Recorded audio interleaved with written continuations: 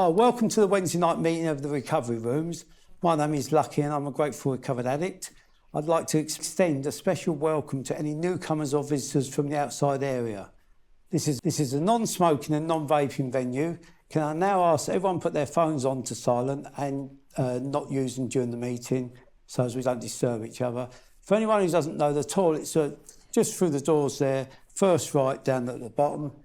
The only requirement for anyone to be in this meeting this evening is to have a desire to stop using alcohol and all other mind-altering substances, including other troublesome addictions. The recovery room safeguarding policy, which everyone must adhere to, is it's a safe place for everyone and there's a zero tolerance for harassment, any form of discrimination or predatory behaviour. Anyone who breaks this policy is not permitted to attend the meeting until they change their behaviour. The recovery rooms has only one sole purpose: to help alcoholics and addicts recover from the disease of addiction. The recovery rooms has its primary piece of literature, which is the Recovery Rooms Guide to Recovery, and it lays out a 10-point plan of action on how to recover one day at a time. A lot of people in the recovery rooms have decided to work through the 10-point plan with a sponsor who is simply an addict who is clean and sober and has been through the work themselves. The suggested action plan of recovery is based on a spiritual solution to the disease of addiction. The recovery rooms has no opinion on outside issues. We do not engage in any controversy and we neither endorse nor oppose any causes. This is a speaker meeting, and each week a speaker is invited to come along and share their experience, strength and hope with us for about 20 to 25 minutes. And this week we're lucky enough to have Hollie here this evening. I'll hand over to you, Hollie. Thanks so much, Lucky. I'm really grateful to be here today. Can we just all take a moment to just have a reflect and think about the addict who's unfortunately going to die tonight, please?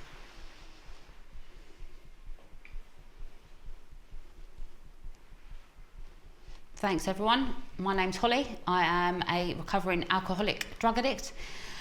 So I'm just going to say a bit about my story, a bit about my background, what happened and how great my life is now. So I was brought up in a two-parent family until I was about 7 years old, and looking back, I think I had like a normal childhood up until the age of about 7, because whatever my childhood ended up being, it was normal to me. I just want to trigger warning people. Abuse is part of my story. So growing up, I suffered abuse as a child. I suffered abuse as an adolescent, as a teenager. I ended up having a really abusive marriage, and alcohol. I was introduced to alcohol first. That's my first mind-altering substance that I'm powerless over. And the first time I can recall putting alcohol in me, it was a quarter bottle of neat whiskey. I stood up, I drank it, I span around in a circle, I passed out for a couple of hours, and I woke up. And the moment I opened my eyes, I was like, I can't wait to do that again. I want to do that again. And it just changed how I feel. For them few hours, I didn't have to be Hollie anymore. I didn't have to be me anymore. And I understand today that I can't handle my emotions, and that's why I use drugs and alcohol. I can't sit and just be myself. So like going through abuse growing up, alcohol helped me block things out. And then as I got to a teenager, I got involved with drugs. Because the alcohol stopped working, or I got bored of it. And once I put one in me, I didn't realise this at the time. Once I put one in me, I can't stop. I cannot stop. I will stop depending on circumstances. I will stop if I run out of money. I will stop if I get arrested. I will stop if I get beaten up or kidnapped or anything like that. I don't normally stop because I can stop, because I can't stop. Once I put one in me, that's it. I don't know whether I'm going to end up in Brighton or Scotland. I just don't know what's going to happen. Today, I don't put that first one in me, because I never used to wonder what was wrong with me. Like the first one, I can have just one, but the first one leads to the 10th, to the 20th, to the 30th, and that's where my problem is. I can't deal with my this is going back like 15, 20 years. I can't deal with my emotional nature. So alcohol and drugs changed how I feel. It would lift me up. when I didn't want to feel pain. So if I got dumped by boyfriends, you know, dealing with abuse, coming from a broken home, you know, like any reason. And today I understand that to be my addict looking for excuses as to why, I don't really need an excuse. I'm an addict, that's why I do it. I'm a drug addict and I'm an alcoholic, that is why I do it. But I would always think, well, if you had the life that I had, or if you had the childhood that I had, you know, you drink like me too. But I understand today it's because I am what I am, and I've got self-acceptance today of who I am. So, you know, I have to admit who I am. I am an alcoholic, I am a drug addict, and my life was just an absolute shit show until I come into recovery.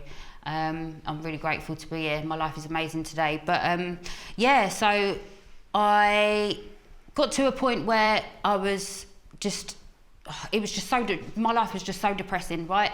So fast forward a little bit, I had a really abusive marriage. I was groomed into marriage, right, when I was a child, I can speak my truth today as well, and I never worry about what I say in a meeting. I know I'm never going to be judged here. I know no one's going to judge me. There is so much unconditional love and support in the rooms here, in the recovery rooms. And speaking my truth helps to set me free as well, because everything that I kept inside, my illness would just eat away at me. My disease of addiction would eat away at me, and you know, I was just killing myself. Suicide in installments. That's what addiction was for me. I can only talk my experience, my story.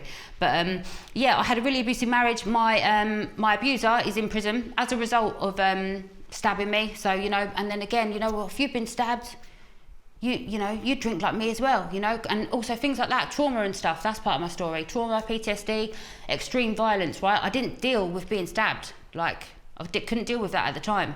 So, you know, drugs and alcohol, and since being in recovery, I'm able to deal with stuff like that now. All thanks to, you know, the beautiful program, the beautiful guide to recovery. And, you know, I'm slowly putting bits of myself back together. So as a result of the abuse, I ended up having 2 children, and my children are no longer with me. I lost my children to domestic abuse. And again, you know, alcohol and drugs, I turned after that. And I just want to say, thanks to this beautiful program, I live a life that's happy, joyous and free today. And I haven't been with my children for nearly 10 years. I haven't even seen my kids for 10 years. My kids have been adopted, and I'm happy, joyous and free today. I live such a beautiful, internally peaceful life, and it's all thanks to being clean and sober. And so the depression's lifted, the depression's gone. I understand myself a hell of a lot more today than what I did. I just used to be like, well, yeah, I want to stop, but I can't, and I don't know why. So I remember when I first come in, and a couple of people would ask me, Hollie, like, once you start, can you stop? And no. When you stop, can you stay stopped? I had to think about it. No, because, you know, all this time, I live with a 24/7 liar in my head, right? And my liar in my head would tell me all sorts of, lies, like untruths, like, and fear, false evidence appearing real. So, you know, I believe what my head is, but today, thanks to being in recovery, I can differentiate the truth from the false, between what the lies are in my head and what reality is. So, you know, I wouldn't know why I would pick up a drink and I wouldn't be able to stop doing it. I would say to myself, I'm only going to have 4 cans today, and then I'm going to stop. And then it'll be 4 days later, you know, a few £100 later, and I'll be scratching my head thinking, I weren't going to do it today. Like, how have I got here? Mental blank spot. Just, you know, I would honestly, you could put me on a lie detector test. When I say I'm not going to take any drugs today, I honestly meant it. And then, like, my benders ended up being like 8 days long, borderline of having heart attack, and I still wanted to put more drugs up my nose. And I got compensation for being stabbed, right? And 20 grand of that went up my nose in about 3-4 weeks, and I didn't think I had a problem. Because again, that 24/7 liar in my head told me, that's all right, it's normal. 20 grand in 3-4 weeks, you don't have a problem, keep going. So, you know, my illness centres in my mind. And I've got a thinking problem. I never realised until I got myself a sponsor and started doing the 10-point suggested recovery guide program that I found out so much about myself. You know, it's my thinking that's my problem. So my thinking is responsible for all sorts of behaviours and actions that I do that I always used to think was someone else's fault, or like, you know, just I'm not responsible for any of them things. But I've gone through the work with my sponsor, and you know, I look at things where I see my part in things. because I'm only responsible for me. I can only change things about me. I can't change the world. I can't change other people. I can't control things. I can just be responsible for myself. So I got really honest with my sponsor, and I cleared up like just all of the crap from my past. I looked at things that I'd done wrong, and I righted them if I could. Yeah, I put them right if I could, as long as it weren't going to harm anyone else. Yeah, and that set me free. It set other people free as well. Like certain amends that I made to people, it didn't only set them free, it set me free too. Because I'm going to be carrying that with me otherwise. And again, it would just be a matter of time before, you know, I'm going to end up drinking and using on that sort of stuff. Yeah, I've sought outside help for other things that I need help with. Yeah, and I'm able to do that because I'm clean and sober today. So, you know, I'd go and see people and get help for like being abused and stuff when I was in the madness, and you know, I'd be asked, "Oh, Hollie, have you had any alcohol today?" No, you know, and I'm glassy-eyed, you know, slurred speech, and then I'd wonder why therapy and stuff wouldn't work. But yeah, but recovery's opened up so many beautiful doors of opportunity for me today. I've got so many friends in my life, you know, all of you lot, you're my new family, my loved ones. Don't want anything from me other than for me to be well and for you to be well as well. Yeah, so I had to get honest. I had to maintain having an open mind and always remain teachable and always be willing. So, you know, when I come into recovery, I was absolutely dying, like internally, externally. And yeah, like just the sort of messes I you know, at the end, like I got myself into. So me and my thinking, me and my illness in my head, because I've got more than one Hollie in my head. You know, me and my illness and my thinking, it's got me beaten up, it's got me gang raped, it's got me jumping off bridges, landing on concrete, breaking bones, unable to walk for a month. It's got me taking overdoses, it's got me arrested, it's got me sectioned. It's got me, yeah, like beaten up. It's got my flat burgled. It's had my car stolen. It's had me on 2 like double drink driving bans, losing my license for 4 years, all of that crap, yeah. And again, it was always the police's fault. It was always someone else's fault. It was always my ex-boyfriend's fault for cheating on me, you know. But actually, it's me. It's me, because I was doing things against my will, not realizing that it's my illness that's making me do this. Because there'd be times where, like, you know, I don't agree with drink driving. Why would I do that? But then it's me that done these things to myself, and I had to just, you know, woman up, man up, and take responsibility for myself and my actions. And yeah, when I looked at my part in things, I now don't let history repeat itself. So, you know, I live a beautiful, like, godlike way today. Like, and I'm so free. I'm so free, like, from the, you know, from me up here. Yeah, I can go to people with my thinking sometimes, call someone up. I've got a dilemma, what should I do? I run my thinking past other people nowadays, because sometimes I know I can't be left to just decide things for myself. But yeah, the honesty was a massive thing for me, being honest, because living with a 24/7 liar in my head, I didn't even know what the truth was, like with most things. Like, you know, I could convince somebody that the colour green is blue. Like, and I would honestly believe that. And willing, I was asked in the beginning, am I willing to go to any lengths to get, you know, like to win over my addiction, to get victory over my addiction. And yeah, I paused for a moment when my sponsor first asked me that, and I had to think about it. And my answer was yes, and I've never looked back ever since. I've done everything that my sponsor told me to do.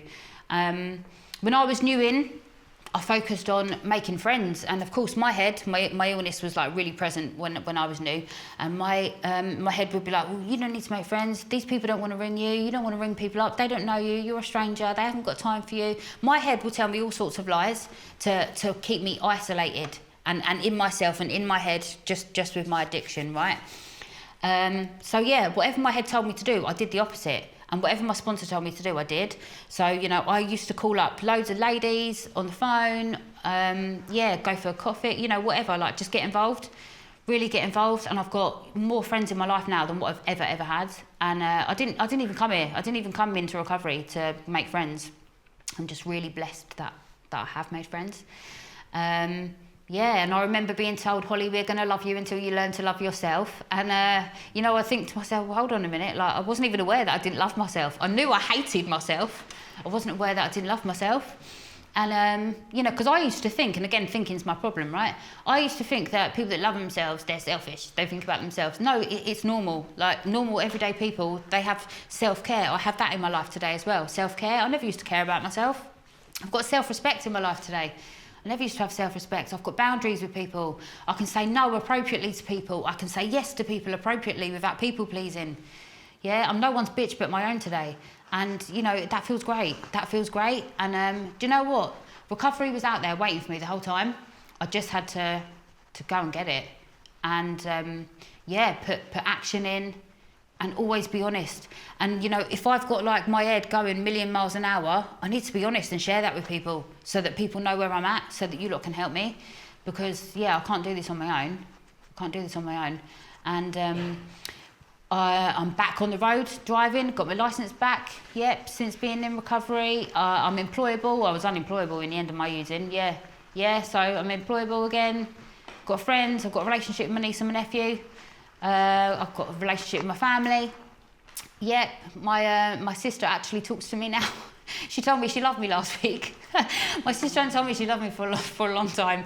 But again, it was me that done all that. You know, it was me that was responsible for all of that. And because not only am I recovering, my family's recovering too. My family's recovering too. I stole my mum's peace of mind. Whenever the old Bill would knock on her door, she wouldn't know whether it's because I'm in the back of the car because I can't be left on my own because I'm suicidal, or whether it's because I've been sectioned or arrested, or whether they're knocking on her door to tell her that I'm dead. My illness wants me dead, yeah, I know that 100%, and I know this is life or death for me. And I was just at the point where, you know, I knew I was dying, like, you know, not just puking up, pooing and peeing blood, like, every day, like, physically dying, just, like, internally, emotionally, mentally, like, all part, like, I could just feel the bits of me dying off. Yeah, you know, I'd been to the bottom and seen the end, and I'd been to the bottom and seen that end more than once, and... yeah, I didn't know how many times I was going to get chances to keep going to the end and coming back up.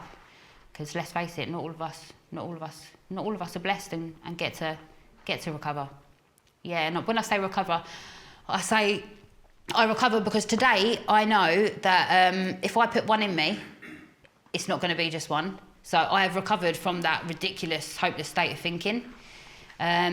Where I know that that's the lie in my head. Whereas before, if I said, oh, I'm not going to do it today, or, you know, I'll just have 4, or just 1 bottle of vodka, or just 100 quid's worth of sniff, you know, I would honestly believe that. And then, yeah, like I've said, eight days later, in my overdraft, ticking jewellery and designer clothes, getting myself into debt in some random person's kitchen, like, do you know what I mean? Yeah, how did I get here? And then, you know, yeah, all that time later, I would just suddenly remember, oh, I said I weren't going to do it today. But, yeah, I'm really lucky that I live a life that is so freeing today. And, yeah, I like to help other people. I like to help others have what I have, because what I have is so amazing. If anybody wants it, you know, we all deserve to have it. We all deserve to have it.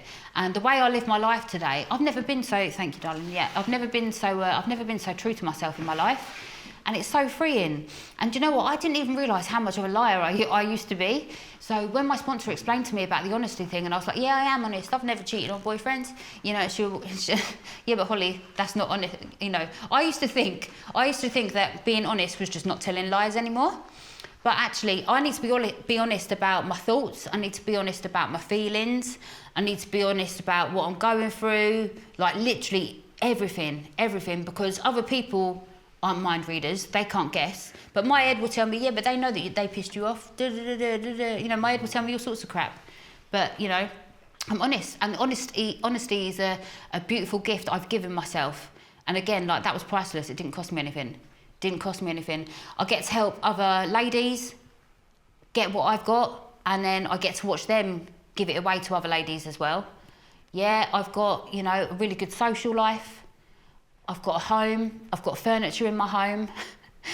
I've not got many debts left. And do you know what? The only thing that's changed is me. By working this beautiful 10-step guide, the only thing that's changed is me, right? So before, when I used to think, oh, he did this, they did that, it's because that happened to me when I was little. All the time I'm pointing a finger at someone or something else, I've got 3 fingers pointing back at me. And all the time, you know, I was focusing on them things. you know, and I've looked at myself now in recovery. Do you know what? The world is exactly the same as it was before I come into recovery. People are exactly the same. The only thing that's changed is me. The only thing that's changed is me and my thinking. Me and my thinking. And do you know what?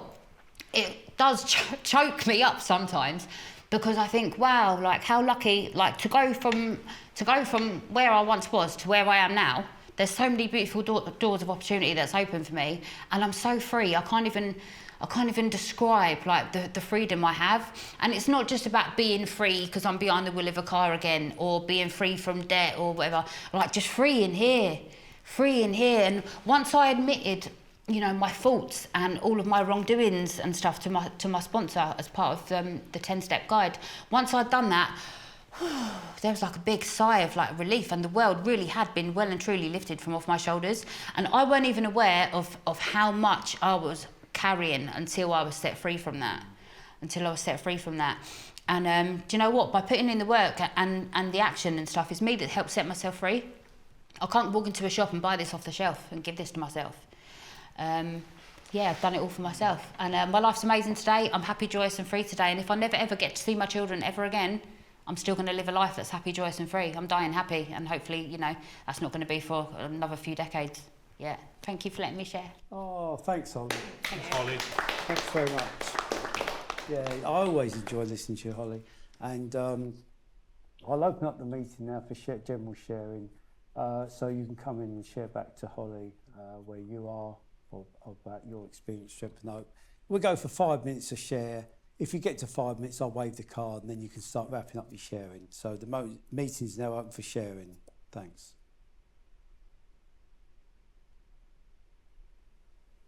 Hello, my name's Darcy and I am I'm a grateful recovered alcoholic and addict.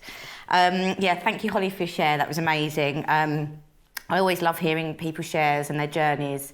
And actually like how we all got here and what brought us into these rooms. And we all share so much together, so many stories, so much love, unconditional love, like you said. So I basically, the denial, I was two separate people. You know, I was drinking Darcy and normal Darcy. So I would present myself to the world as capable. I had a job. I was a mother. I did all these things. And it was all very, very normal, what I would say is normal. But what I couldn't deal with and what you said about was the emotional aspects. And I guess through life, what had happened is I'd built up resentment without me realising, you know, the way that society tells you to be this person. You know, you must smile, you must do this, you must do that. And I think as a female as well, you know, there's certain quality, you know, certain things that society says I have to do as a female. So I basically, my story was that, you know, I think I was like a normal child. I think that what I suffered from was a fantasy mind. You know, my mind, I can create. I'm a very creative person, and I can make. Fantasy was my first lies, I guess I used to tell myself. And it's a fear. You know, this is a fear-based illness, and I can manifest stuff in my mind. So as I got older, again, like you said, you know, I think I got to about 14 and I thought, you know, yeah, everyone's drinking, let me try it. The difference with me trying drinking is I did it to get drunk. I never wanted it just to have a couple of swigs. I wanted it, there was a hole in me somewhere. There was something that needed filling. I didn't feel full up. And you know, we get to know it as a kind of like a hole in our soul. And as I got older, I got more and more disconnected, I guess, from who I am. My sense of self disappeared, and I got less and less and less connected with who I am and who I am as a person. Drinking for me gave me confidence when I first started drinking. You know, I liked it. It gave me a bit of Dutch courage. I was like the life and soul of the party. And I thought I needed it to have fun. That's what I thought. What I didn't realise is once I start like you, I can't stop. That's what I suffer from. And it's not just alcohol that happens with. That can happen with anything in my life. That's what I suffer from. I suffer from like an obsession of the mind. So when I get on to drink, that is going to go round and round and round and round and round in my head until I can't stop it. I had to go into rehab to go and find this stuff out. But in rehab, they said, well, the only thing, I thought I was going in to control it. I thought I was going to come out and I'd be able to control my drinking. Well, I learned that actually the drinking and the whatever you're taking, I mean, it could be pharmaceutical drugs, right? It could be food, it could be anything. But what I found was once I started, I couldn't stop. That was the solution to my problem, because I used drink and drugs or whatever, or food, or it could be men, it could be behaviour, it could be a certain behaviour.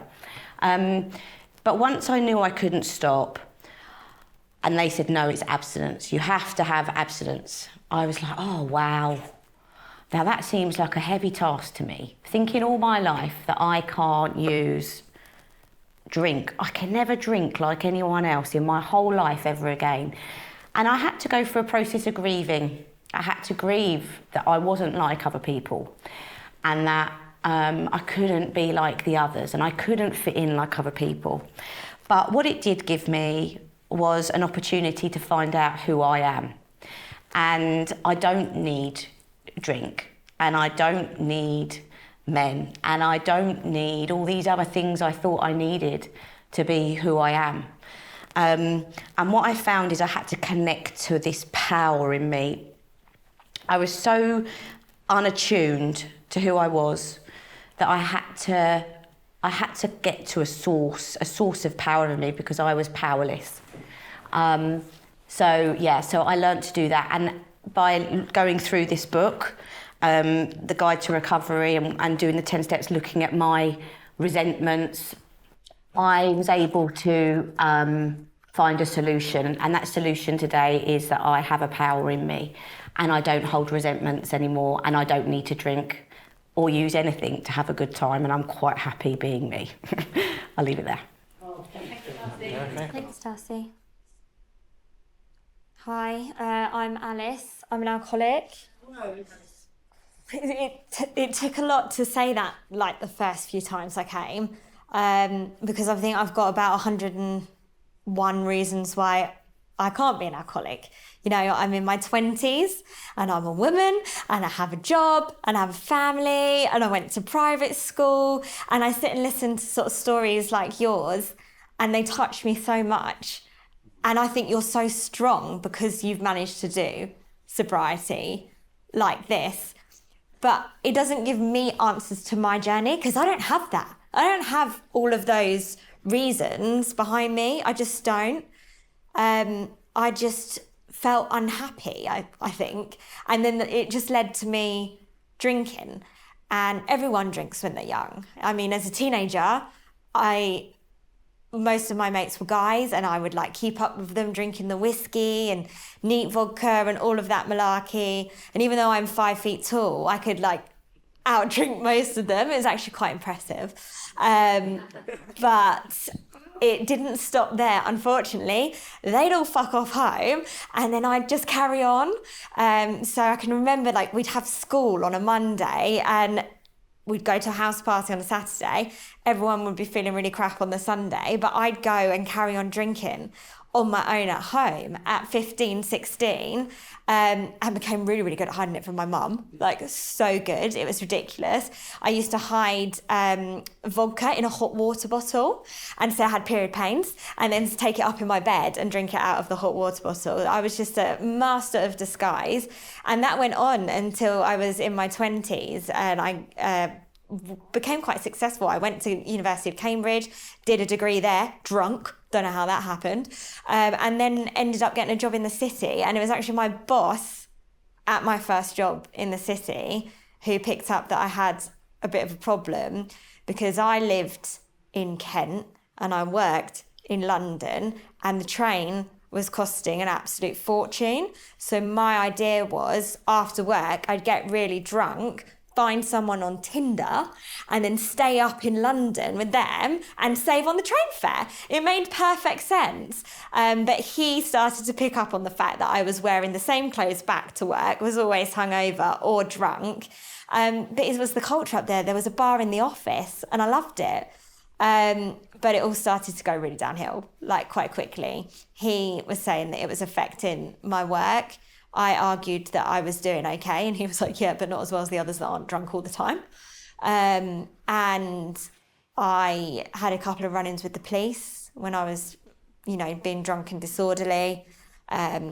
And my family and my friends were pulling away from me because I was a grenade, just ready to go off. Whenever I had a drink, I'd do something, say something, offend someone, act outrageously. And yeah, it was ridiculous. My history with going out and doing things that I wouldn't normally do, particularly the Tinder, just became worse and worse. And I started to lose everybody and everything. Was going to lose my job, was going to lose the house. And that was all just me drinking on my own at home, still holding down a job, still doing all of that. I was just so depressed. It got picked up on, and my boss drove me to my first meeting.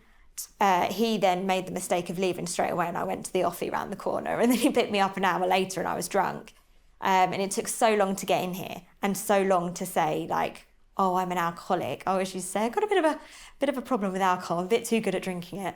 But yeah, it makes me really confused as to why I'm here sometimes when I hear stories like that. And I don't have that. I had a lot of opportunity and I blew it up. So I know my time's up, so I'll leave it there. But I really liked hearing your story, so thank you. Thanks, Alice. Thanks, Alice. Yeah, John had it. Hi, John. Yeah, thank you. I'm grateful for going, grateful to listen to that chair. I'm grateful for identification because I can only look for the similarities in that story, you know what I mean? And not the differences, because there's a lot of that. Without identification, there's a lot I wouldn't get from that chair, because I'd be just sitting here comparing myself to you going, well, I didn't do that. I didn't have this. I didn't go through that. I didn't have that problem. Do you know what I mean? There's no trauma in my life. My mum and dad's parents are married X amount of years, you know? And without identification, then there's no point in me sitting here, you know, and I need that today, and that's what's taught me to be in here. You know, I was a bit disappointed when I came into recovery, you know what I mean, because I found out I got told I was an addict, and, you know, I didn't know I was one. So that was quite difficult to take. You know, I came in here for financial reasons because I had no money, you know, and that's my head, that's what my head was telling me. It didn't come in because I had a problem. I just thought, God, I can't use no more, I can't afford it. You know, I know what I do, you know what I mean? But like, unbeknown to me, there's a reason for that, you know, and there's a reason I got into these rooms. But I was like, I know what to do. I'll ask someone for help, you know, and I went down an avenue, asked someone for help, and they directed me like to these rooms. And, you know, I remember the first couple of weeks going, you know, yeah, I just need to manage my problems, you know what I mean? I need to manage my drink and drug problems, stop gambling, and then I'll be all right, I'll be able to use again. And then people that had a few years experience behind them used to say, yeah, good luck with that. You know, keep coming and we'll direct you to another way of thinking. And I was like, okay, yeah, I'll show them. You know what I mean? Because that's what it's all about me. I'll show them. Do you know what I mean? You know, because it's about me. I'm not interested in anyone else. Never have been. And I never was. You know what I mean? And, you know, and I found it difficult. But it turns out I was broken inside. And I had it, and unbeknown to me, I had acceptance in that my time was up out there. You know, I've heard it shared before, you know, I'd actually had enough of having enough. And it was hard, you know, and I just realised unless I tried changing my ways, I've got no way of becoming the person, you know, I can be today. And life was difficult in my head. I don't think life was that difficult, to be honest. You know, it's been shared already tonight about, I just thought I was better at drinking and doing drugs than everyone else. You know, when I used to go, I used to look at people and go, what's wrong with them? You know what I mean? Why can't they drink like me? You know what I mean? You know, they're just a waste. You know, I'd always followed. You know, I'd always be where there was something going on. If there's a party going on, I'd be there. If everyone was having a late night in the kitchen, I would be there. You know, if there was a new pub opening or a new club opening, I would be there. You know, it all seemed to be, you know, X and Y and Z and me. You know, I was apparent, you know, I'd just turn up everywhere, you know, because what it is, I'm following that addiction, you know, I'm following the pattern now. And, you know, life just went by. You know, what changed for me, I remember growing up, I come from a generation where, I always share this, my life felt free up until the age of about 12. I lived in neighbourhoods where there used to be no 6-foot fences. All back doors used to be unlocked, all windows used to be opened. Everyone used to talk to each other, you know, and that was freeing for me. You know, that was happy, joyous and free. And I remember waking up at a certain age and felt like a size 12 boot was standing on my chest. I remember being about 12 or 13 and I was just like, God, what is that feeling? What a horrible feeling that was. And the only way I could get rid of that feeling in the end was to do stuff that I thought was wrong. You know, that goes against the grain. That was my internal fear, I thought was butterflies and excitement. You know, and the only way my fear would disappear is if I'd done things like shoplifting, if I started smoking cigarettes, if I started getting chased by the police, if I started going down the end of the road, phoning up the fire engine, saying there was a fire, and we'd watch the fire engines go past, and then try and jump on the back of them. You know, we'd try on the milkman, we'd try and jump on the milk float, you know, and then drive off on the milk float. You know, that was my idea of excitement. Everything I'd done what I thought was illegal, it goes against the grain, as people shared. That's the only time that fear inside would go. You know what I mean? I'd say, yeah, that's the butterflies, that's the happiness. Do you know what I mean? I need that in my life. But of course, then when I get to a certain age, I had to substitute all that, and I had to substitute that with alcohol. And then I had to substitute it with drugs, and I had to substitute it with women. I had to substitute it with, I had to find something, you know. I'd done a geographical, you know, I became, you know, a single parent, you know, I brought my son up, done a geographical, thought life would turn up all right. Guess what, within 3 weeks, I found my old life, just like that. You can put me in the middle of a desert, or you can put me in Greenland if you want, and I will find that way of life I want it. I'm an addict. You know, there's no way you're holding me back, there's not a chance whatsoever. You know, and I lost everything. I still thought it was okay. But what I didn't realise that I didn't notice the change in is that I became lying, manipulative, and a different person. Because the biggest worry for me was I thought I was okay. You know, I thought it was everybody else's fault. I really did. I used to think, God, they've got a problem. You know what I mean? There's something wrong with them. I wouldn't trust him. Do you know what I mean? Stay away from her. Do you know what I mean? And that's it. Do you know what I mean? I'm pointing fingers like that. You know, I'm like a traffic warden. You know, that cop. You know, I'm pointing in all directions.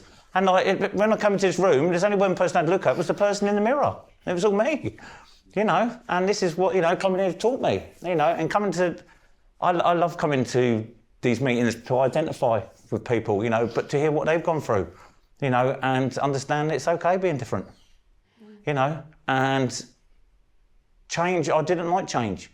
But now, unless I experience change in my life and become uncomfortable, there's no growth in it. You know, the only growth I get now is doing things that I find uncomfortable, because that means I'm moving forward. You know, do I regret the past? Yeah, but I don't sit on that and dwell on it. That's the good thing about it. You know, what I do now is make myself better today and look forward to the future and see what I can do to help someone else. You know, because all I used to do was help myself. You know, and, you know, I'm so thankful and grateful. I mean, gratitude is a word I'd never even understood. You know, I never thought I was grateful for anything, you know. I just thought it's all about me, and except, you know, until I accepted this life, then everything changed, you know what I mean? And to come to listen to your amazing stories tonight, it was amazing, you know, and it's amazing to sit here and listen to other people share. And I'm grateful to be here this evening, and yeah, I'm a fully signed up member, and I'll keep coming back until someone don't want me to, so I'll leave it there, cheers.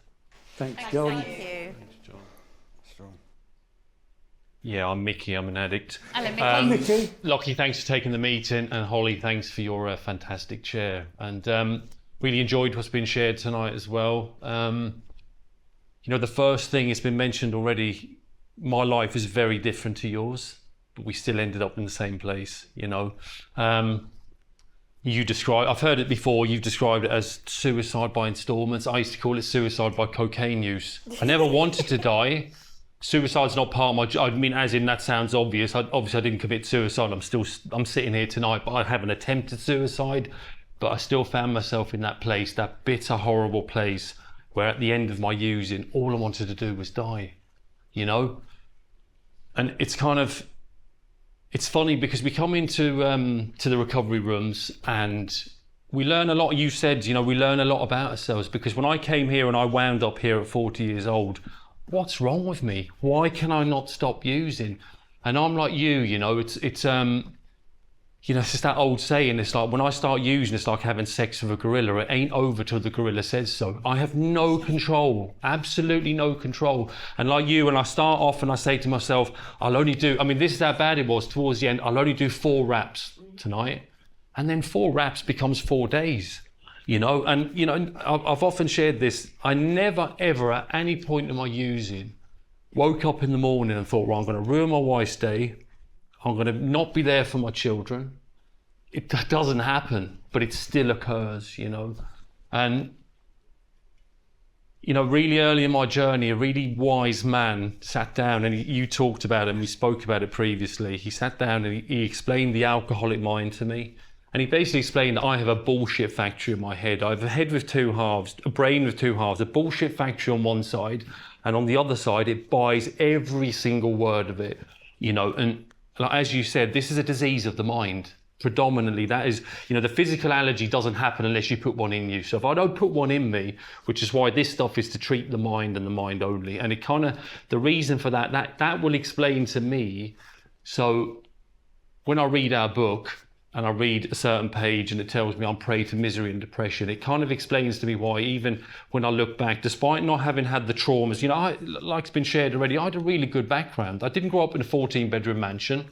However, I got all the things. I got love, which is the most important thing. I've got 2 parents who still support me despite being a 49. I don't mean financially, but emotionally they still support me. They call me, they ring me, they love me. And I had that as a child growing up, you know, and I had game stations, I had presents at Christmas, and I got taught all the sort of the life skills, you know, but still, I look back now, still as a 12, 13, 14, 15, 16-year-old boy, you know, my daughter's the same age now. I'm in my bedroom, questioning the meaning of life. Shall I just kill myself? What's it all about anyway? Listening to the Smiths.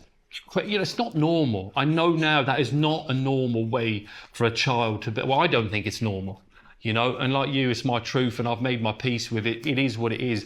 But that goes some way to explaining why when I first put a drink or a spliff or a line of cocaine up my nose, bosh, bang, you know, I used, not because I was traumatized, I used because I like the way it makes me feel. It takes me out of myself. It does for me what I can't do for myself. Simple as that, you know. And that would be okay if I could control it and stop at a certain point. You know, I had many years of normal using, nice using. I enjoyed myself. I went out with people and it kind of, but you know, towards the end, it got pretty horrendous. There was no more friends. There was no more out in a fancy bar in Ladbroke Grove doing whatever I was doing. It was all indoors by myself, in my pants, watching porn, whatever it was. We all know the story, on the treadmill, running between the door and the back door and the window, doing that thing, having a great time. And that cost me lots of money, that did. You know, it drives me insane. You know, I'd spend 600 quid and all I'd do is run around my house. I would, seriously, that's all I would do all night, like watching, you know, trying not to move a muscle, you know. And like you, I still didn't think I had a problem. I knew, but I'd come to the following day and I'd think, I'm not doing that again today. 4 hours later, was it that bad? Some of it was good. I'm on the phone, it starts all over again, you know. So I suppose my experience is by the time I found myself in a meeting of, you know, the recovery rooms, I was acknowledged. I was more emotionally spent than physically spent. So I had everything going for me. I had a house, a car, a wife, all of that stuff. So on the outside, everything looked pretty cool, pretty cushy. But in here, I was dead. I was existing, I call it. I wasn't living, I was existing. And being that I was 40 years old, I've been doing that for a long time, you know. And like you, I came in, met some people, thought, Christ, here's some people who know what they're talking about. They have a solution. And like I did the same thing as you, you know, for anybody who's new or back from a relapse, I haven't used for nearly 9 years. This is my first go at recovery. simply because, not because I'm special. Came in, I met some people, they told me if you do this, this, this, this and this, just outlined there on the card, you don't ever have to drink and use again. I thought, all right, I'll test it. I'll give it a go. And I'm still testing it. I'm still giving it a go, and it's still working, you know, and it's a beautiful thing. And, you know, I don't live in that miserable, depressed state anymore. I have good days and bad days, but I have way more good days than bad days. You know, I have 99% of my life is good, and there's that little 1% that's just life, you know. So, yeah, I'll leave it there. Hollie, thank you so much. Always like listening to you, and really enjoyed your story and your share. It's inspiring. So thank you. Thanks, Thanks, Mickey. I'm Jay. I'm an alcoholic. Hi, Jay. Addict. Hollie, thanks for that amazing share. Brilliant. I can relate to sort of everyone's story. Maybe not in the university because I'm thick as shit and they're watching porn. Try it. My journey started. I was going to be some superstar football player when I was younger. So I didn't take any CSEs. It was CSEs in my day. No O levels, no A levels. So the only test I've ever passed is my driving test. Yeah. So the football career ended, and I had nothing. No prospects of work. No prospects of anything. And I started drinking, and I was a bit of a lightweight when it came to drinking. I couldn't handle a drink. So someone said to me, try some of this, try some of this. So it was speed to start with. I started taking speed, then the raving scene came in, so it was raving. And then it was heroin. That was bad. I was addict for 20 odd years, 23, 24 years, I think. I've been about 5 years clean now. The first meetings I ever went to was in prison. I spent a lot of time in prison, unfortunately. So they were the first meetings I ever went to. And they didn't work in prison, I must admit. In prisons, they didn't work because people were there for different reasons. To see their mate on C wing, B wing, to get, you know what I mean. So I didn't come to meetings for a while when I first came out, because as I say, I was getting, they weren't working for me in prison. But anyway, I came to a meeting, and yeah, brilliant. It's what I needed. It's what I needed. Anyway, that's me. Sorry. Thanks, Jay. Thanks, Joe. Yeah. My name's Dan, I'm an addict. Hi, Dan. Good to be here. That was a great share, and you know that I had loads of identification with you. This is a serious business. We're talking about drug addicts and alcoholics, and like you said, you know, someone will die tonight. Some child would have lost their mother tonight, or some child would have died because their mother is out there nut on heroin and can't feed them, and that baby's starting to, you know, this is like, you know, this is very, very serious, this stuff. And, you know, I've been done some amazing things. I've been coming a long time. I've been coming over a quarter of my life to these rooms now. And, you know, you spoke about your children, and, you know, mine's the complete opposite. I think I was 6 years clean and sober. I got custody of my daughter and my son. She was 3.5 and he was 4.5. And I've raised them, you know, and they're both at secondary school now. And I've done that on my own, you know, and I can remember sharing in a meeting once about this. Some fella said, I would have had to get a woman. Oh, I wouldn't have been able to do that on my own. I said, well, that's because you don't work the programme. It's as simple as that, because if you do work this programme and you do try and find a God of your own understanding and bring spirituality into your life, you'll be able to do anything. Anything. You know, I used to think I was thick as shit, bollocks. You know, I've learned that I'm quite intelligent, actually. I like reading. There's loads of stuff that I never ever thought that I could do that I've done. And, you know, and life does hurt as well. You know, the first person who, on the day that I didn't stop using, I was stopped using. Something internally broke within inside me. Some people call it a spiritual experience, a moment of clarity. It doesn't really matter what you call it. Something broke inside me, and I knew that I couldn't pick up this drink and drink it. And And I had nobody else to help me. Everyone, I'd run everybody's lives into the ground and nobody wanted me near them anymore. And my mum wouldn't answer the door to me, all this kind of stuff, because she couldn't handle seeing me as I was. But I rung her up and I said, I really want some help. You know, she got me in, she paid for a taxi to her house. She opened the door and I fell into her arms. And a day later, she was hanging over me with a phone saying, Dan, I can get you in this detox, will you go?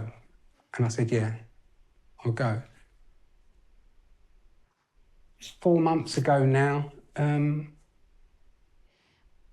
was with her when she took her last breath. And the day before that, I went to visit her in the hospital and she said to me, come lay on the bed with me. And I got a photo on my phone that a nurse took of me and my mum. And I thought, fucking hell. So the day my life started, she held me. The day my life started, again in this life now, recovery life, she held me. And the day before she died, we was holding each other and I was holding her hand the day she died. You know, just like, you're not gonna get that stuff in normal existence. It's not going to be as meaningful. And God has shown me that, you know, that life is precious, man. Really precious. So I don't come to these rooms to try and entertain people anymore with silly stories and funny jokes and stuff like that. Because it's a serious business. It's a game of life and death. And we've met before. I know where it was now. But your story, you know, the amount of women that you're going to help, you know, with God's grace is amazing. So thank you for sharing with us. Thanks. Yeah, lucky. I'm grateful recovered addict. Yeah, I'd just like to echo what's already been shared this evening. I mean, I don't have your childhood experiences, and I just think that for a woman to come to meetings and share what you've shared, what you've actually been through, and the fact that you're an addict, and, you know, to live the sort of life you've had. I'm an addict, I'm an alcoholic, and I've got a borderline personality disorder, and I've got OCD, and I've got ADHD, and these conditions and bits and pieces. But, you know, for a woman, I think that you really are an inspiration. Seriously, you're an inspiration so that a woman can come here. Maybe she's had your life, maybe she hasn't. You know, maybe she can relate to the similarities. And the amount of women that I think you be able to help in the future is frightening, because, you know, you've gone through that dark journey of the using and all the other stuff on top of that. And as a result of that, where you end up. And the sort of people you knock about as well. And to come out of that and actually get into recovery and, you know, and just to start being free about yourself. I know you'd like to be free about who you really are. And you don't want to be controlled, and you don't want to be, you know, that low self-esteem goes, and, you know, you're having to go in recovery. I always enjoy listening because really you make me feel very emotional. I go through such a range of emotions listening to you, and I think, oh, I ain't had nothing like this life. Do you know what I mean? My experience is I sit in these meetings because when I pick up one, I don't stop. But I didn't have the childhood abuse. I had two loving parents. They did the best they could for me with what they had, and they gave me what they had, and I'm grateful for that today, because what I found when I got to these meetings was that I was just a very ungrateful person. I was a tormented soul, and I found out that I'm an addict and alcoholic, and the only reason I'm an alcoholic and an addict is because when I pick up one, I can't stop. And then I found out so much about myself. You know, I went through the work response. I've been through the work several times. And I found out that really I'm a very sensitive soul. Very sensitive. I get resentments over nothing. I get angry. And it's all these emotions. And as a child, my first love really was gambling. Just a degenerate gambling, you know what I mean? And then as a result for that, what I do for the money is frightening. Do you know what I mean? What I do as a kid, I'm like 12, 13 years of age, and it's out of control. Get to 14, 15, it's you know, then I think I'm going to be a professional gambler. So I don't want to be at school. I've always broke the rules. at school, I was a troubled child or troublesome kid or whatever you want to call it. You know, I was always in detention, on school report, and in the end, they give me the boot sort of thing. I went to a great school and they just kicked me out and went, we can't cope with you. Do you know what I mean? I just didn't obey the rules. And I carried on like that in life. I took that from school to life. I went, you know what I mean? I don't want a job. Forget that. Do you know what I mean? I want shortcuts. Everything is shortcut with me. I want the shortcut to the money. I want the shortcut to feeling good. And I want to feel good 7 days a week. And I'm prepared to do anything to get that.